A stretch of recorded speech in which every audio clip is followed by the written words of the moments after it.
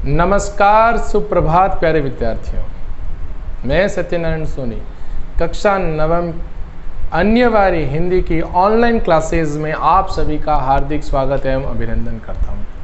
प्यारे विद्यार्थियों, अभी तक हमने अन्यवारी हिंदी के पाठ पढ़ लिए हैं, 2 पाठ। रसखान चल रहा है अपना पाठ। रसखान के 2 सवैये पढ़ लिए थे। रसखान यानी रस की खान, ये चीज़ हमने पढ़ ली थी। और अब उन्होंने प्रभु अपने आराध्य देव भगवान श्री कृष्ण से प्रार्थना भी करी और उनका हर एक सानिध्य पाने के लिए वो लालायत और तत्पर और तैयार थे। आज के इन सवैयों में गोपियों की व्यवस्था और गोपियों का कृष्ण के प्रति एकनिष्ठ प्रेम भाव को उन्होंने यहाँ पर उजागर किया है। बड़ा ही सुंदर समावेश आज के इन सवैयों में देखने को मिलेगा। तो आइए पढ़ते हैं अपन रसखान के सवैये। पहला जो सवैया है, इस सवैया का जो प्रसंग होगा प्यारे बच्चों, वो प्रसंग इस प्रकार से है कि जब भगवान श्री कृष्ण गोपियों को छोड़कर मथुरा चले जाते हैं, ये बात तो हमने पहले भी पढ़ रखी है। तो इस दरमियान गोपियां उनके विरह में कभी कभी कृष्ण का रूप धारण कर लेती थी। तो कृष्ण का रूप धारण कर वो उसके साथ एक निष्ठ प्रेम भाव का संदेश देती थी और उनका रूप धारण करके वो हर एक रूप धारण कर लेती थी जिससे उसका कृष्ण से सामीप्य हो, लेकिन उसे एक वस्तु धारण नहीं होती थी और वह थी बांसुरी, क्योंकि उसका अधिकार केवल कृष्ण को ही है और किसी को नहीं। तो उक्त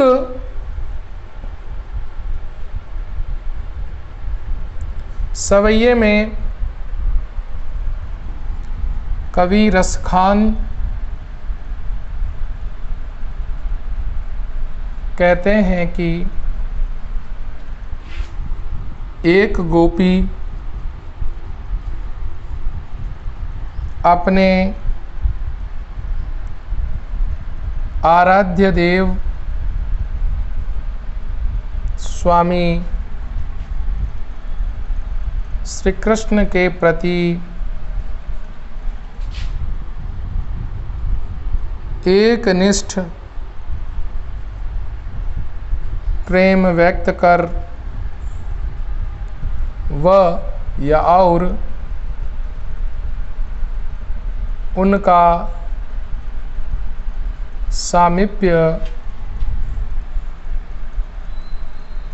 प्राप्त करने के लिए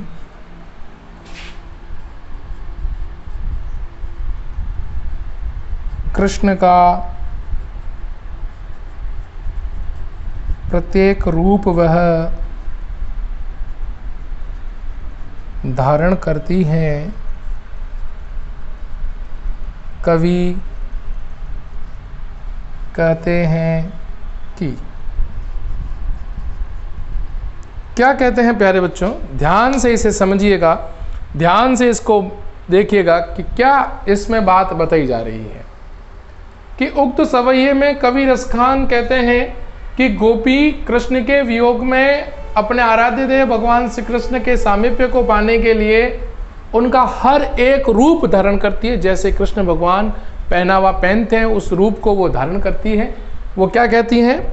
मोर पखा यानी मोर पंख का बना मुकुट सिर ऊपर राखियो। राखियो का मतलब होता है धारण करना, वह धारण करेगी। गुंज की माल, गुंजों की माला,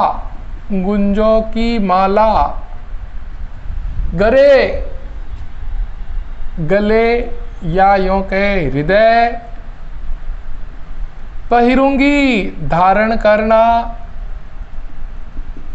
क्या करना? धारण करना। ओढ़ी पीतंबर, पीला वस्त्र यानी पीतांबर,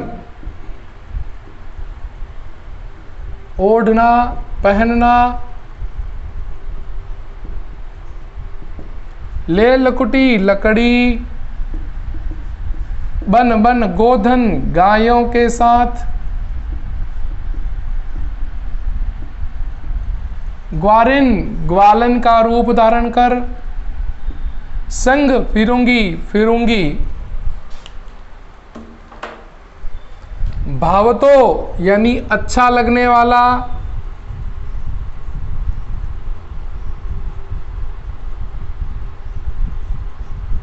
अच्छा लगने वाला,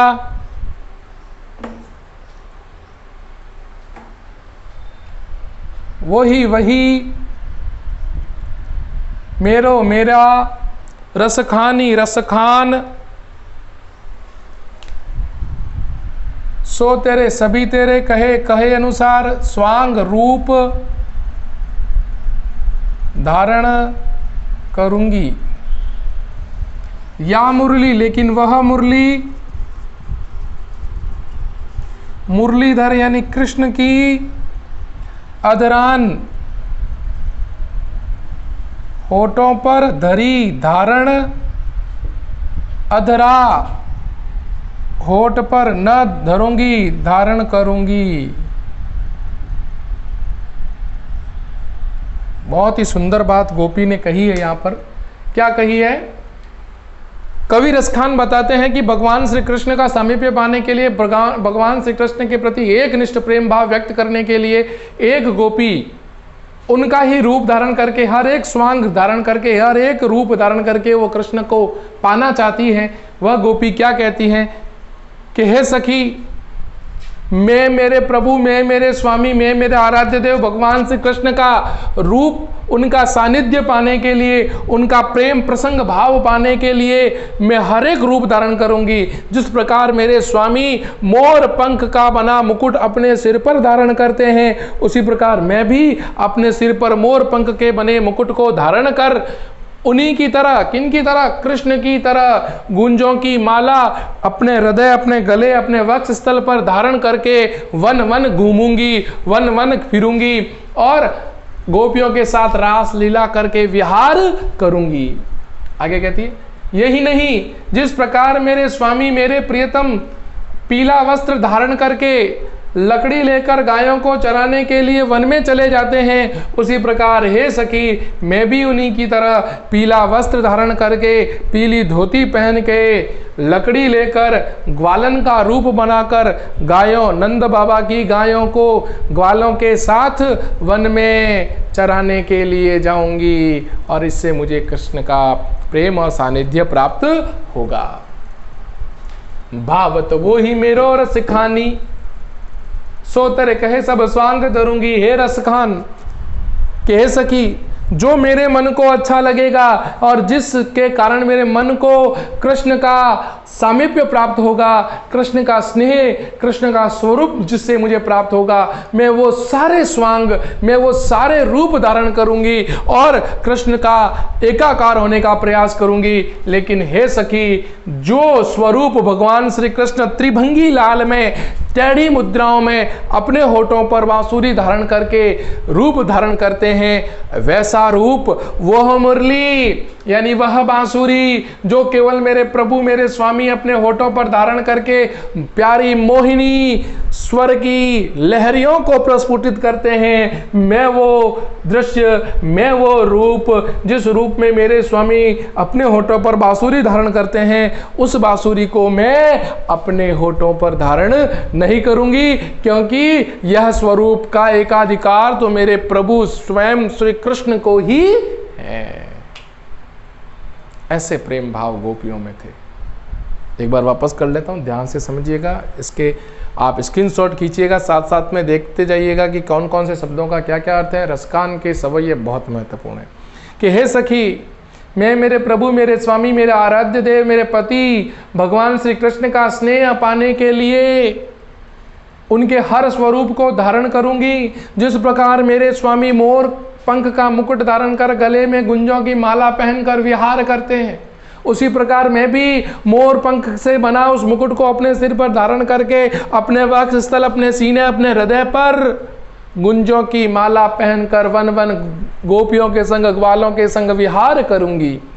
यही नहीं, जिस प्रकार मेरे स्वामी पीतांबर पीला वस्त्र धारण करके, लकड़ी धारण करके गायों के साथ, ग्वालों के संग वन में गोचारण करने के लिए जाते हैं, उसी प्रकार मैं भी पीला वस्त्र धारण करके, लकड़ी हाथ में धारण करके, ग्वालन का रूप धारण करके उन अन्य ग्वालों के संग गायों को चराने के लिए वन की ओर गमन करूंगी।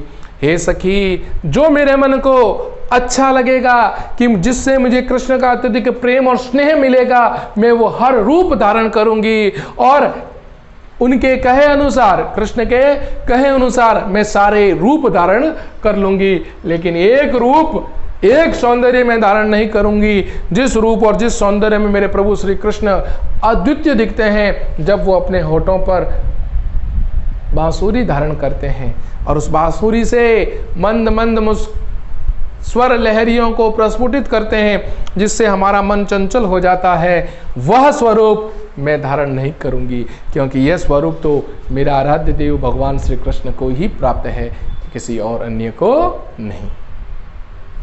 आया समझ में? चलिए इनके दूसरे सवैये के बारे में चर्चा करते हैं। इसका प्रसंग क्या होगा प्यारे विद्यार्थियों?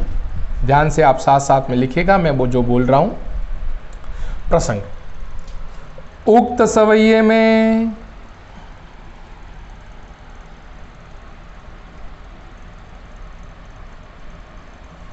कबीर सखान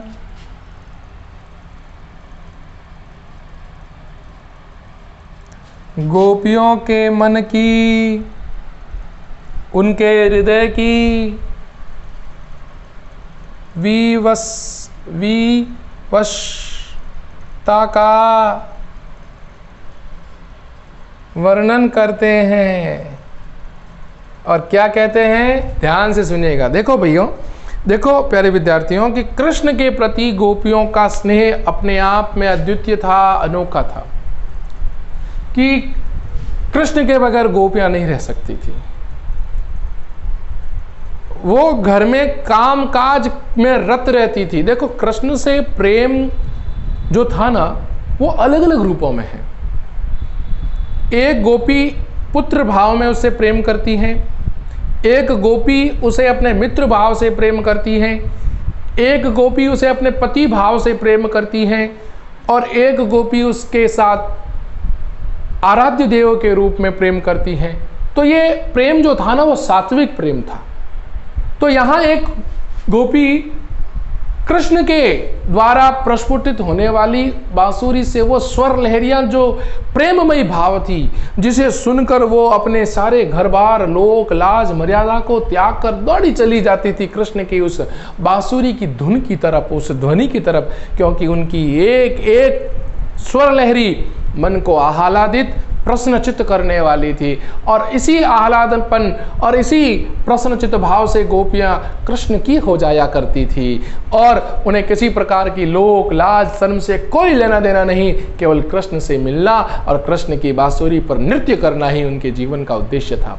प्यारे विद्यार्थियों, अब जब ये बात हो गई तो गोपियों को कृष्ण तो क्या थे, बार बार बांसुरी बजाते थे और बांसुरी की धुन पर वो लट्टू हो जाती थी, आसक्त हो जाती थी और उस धुन के पीछे पीछे भाग जाती थी, भले घर का काम बिगड़े तो बिगड़े। तो इस बार गोपियों ने ऐसा किया कि अगर भले ही कृष्ण कितना ही बजाए, हम कानों में अंगुलियां डाल देंगे। यही बात कही है कि कानिन दे अंगूरी, कानों में अंगुली दबाना या डालना, जब भी मुरली धुनी बांसुरी की ध्वनि मंद मंद बजे ही बजने लगेगी,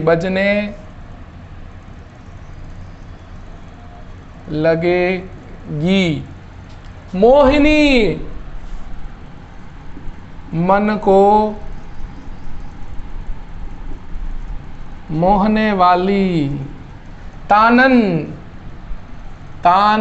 लय स्वर रसखानी, अट्टालिका चढ़ी चढ़कर गोधन एक प्रकार का स्वर गीत है। गहे गाए तो गाए तेरी पुकारना, कृष्ण बड़े चतुर थे, बांसुरी बजाते थे, बजाते बजाते बांसुरी में बुला देते थे, आजा बुला देते थे, है ना। कहे सिगरे सभी ब्रज लोगिन ब्रज की गोपियां, काल ही को कितनो समझई मन को, कल ही कितना समझाया, लेकिन मायरे हाय रे मेरी मैया, हाय रे मेरी मैया।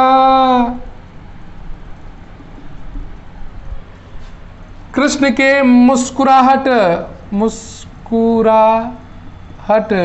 संभारी संभालना,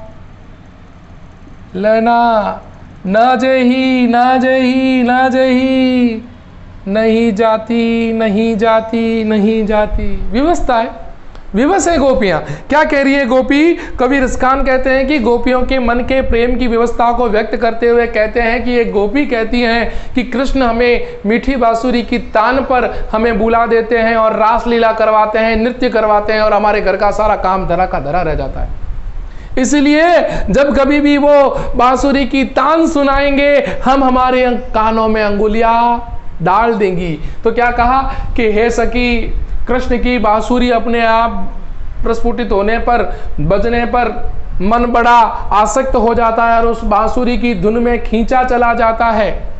ऐसी व्यवस्था से बचने के लिए हम अपनी कानों में पहले ही अंगुलियां डाल देंगे, ताकि न तो वो आवाज सुने और न हम घर के काम काज छोड़कर कुल मर्यादा को त्याग कर कृष्ण के पास जाएं। जब ही मुरली धुनि मंद बजई और जब ही प्रियतम कृष्ण स्वामी कृष्ण प्रभु कृष्ण मंद मंद बांसुरी बजाना प्रारंभ करेंगे और उनकी छिड़ी हुई तान को सुनकर मन प्रसन्नचित आह्लादित होने लगेगा, उससे पहले हे सखी मैं अपने कानों में अंगुलियां दबा दूंगी। न तो वो ध्वनि सुनेगी और न ही मैं कृष्ण के पास जाऊंगी। दूसरी पंक्ति, मोहनी तान सोरो रस खानी अटा चढ़ी गोधन गहे तो गहे। हे सखी, भले ही प्रियतम कृष्ण अपनी छत की अटालिका पर चढ़कर गोधन गीत का प्रस्फुटित करे और मोहिनी तान से उस गोधन को गाना शुरू करे, भले ही हमें कितना ही पुकारे, लेकिन उस ध्वनि को ना तो हम सुनेगी, न ही अपने आप आत्मसात करेगी और न ही उसके पास खींची चली जाएगी। हम उस मन को मोहने वाली तान और लय, उस स्वर को सुनेगी ही नहीं, क्योंकि अंगुलियां डाल देंगी कानों में तो नहीं सुनाई देगा, और नहीं सुनाई देगा तो हम जाएंगे नहीं। भले ही वो कितने ही छत की अटालिका पर चढ़कर गोधन नामक एक स्वर गीत को गाए तो गाए, लेकिन हम उसके पास जाने वाली अब नहीं। तेरी कहो सिगरे ब्रज लोगिन, हे गोपी, हे सखी, चाहे कृष्ण कितना भी हमें प्रेम से पुकारे, कल ही हमारे परिवार और समाज लोगों को हमने समझाया और हमने उनको समझा दिया कि अब हम कृष्ण के पास नहीं जाएगी, अब हम कृष्ण के पास नहीं जाएगी। भले कुछ हो जाए, वो हमें कितना भी पुकारे, कितनी ही हमें बात कहे, हम अपने मन को समझा देंगी। हम अपने मन को कल ही समझा दिया था कि अब हम कृष्ण के पास नहीं जाएगी। वो कितने हमें प्रेम फांस में बांधने की कोशिश करे, लेकिन हाय रे मेरी मैया, हाय रे मेरी मैया, कृष्ण की जो मंद मंद आसक्त करने वाली, मन को फंसाने वाली, जो मंद मंद मन भावनी मुस्कुराहट है, ए गोपी, ए सखी, उस मुस्कुराहट को मेरा हृदय संभाल नहीं पाएगा, झेल नहीं पाएगा, क्योंकि वही मुस्कान है जिसके पीछे हम लट्टू बनकर घूमती हैं, आसक्त बनकर घूमती हैं, और उस मुस्कान में वो छबीला कृष्ण हमें फांस ही लेता है। इसलिए हे मैया, हाय रे मेरी मैया, लज्जा हो रही है मेरे को कि मैं कृष्ण की उस मंद मुस्कुराहट में फंस ही जाती हूँ और वह हमें हृदय में संभालती नहीं है। तो गोपियां कितनी विवश हैं कृष्ण की बांसुरी की धुन को सुनने के पर। समझ में आया होगा। तो आज हमने 2 सवैये पढ़ लिए हैं अच्छे तरीके से, और बड़ा ही सुंदर प्रयोग यहाँ पर किया गया है। अब अपन इनकी काव्यगत विशेषताओं को जरा लिख लेते हैं कि पूरे काव्य में क्या क्या बताया गया है, रसखान ने किन किन का प्रयोग किया है क्या नहीं, उसके बारे में थोड़ी चर्चा कर लेते हैं, क्योंकि ये परीक्षा उपयोगी भी प्रश्न है। हालांकि हमने जब भी पढ़ा है तब भी हमने अलंकार, रस, गुण, छंद के बारे में चर्चा करी थी, लेकिन फिर भी काव्य सौंदर्य कहें या काव्यगत विशेषता कहें,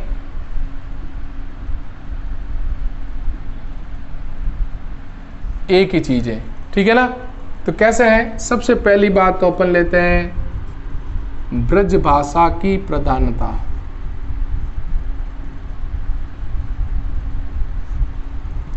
दूसरी बात करते हैं तत्सम तद्भव शब्दों का प्रयोग।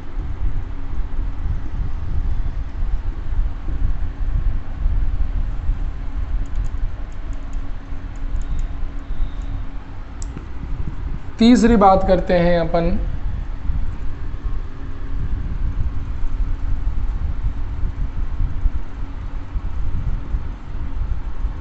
वात्सल्य व श्रृंगार रस का प्रयोग।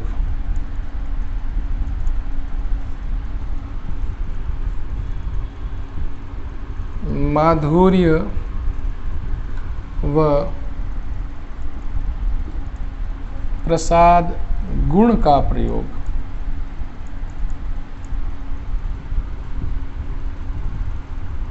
अभिधा व लक्षणा शब्द शक्ति का प्रयोग।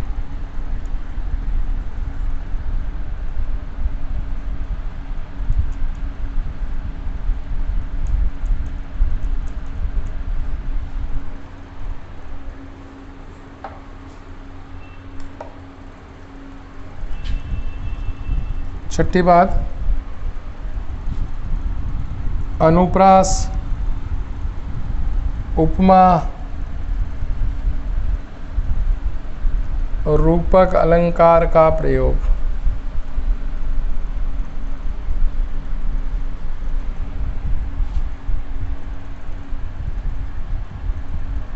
सवैया छंद का प्रयोग। तो ये था रसखान के सवैयों का काव्य सौंदर्य।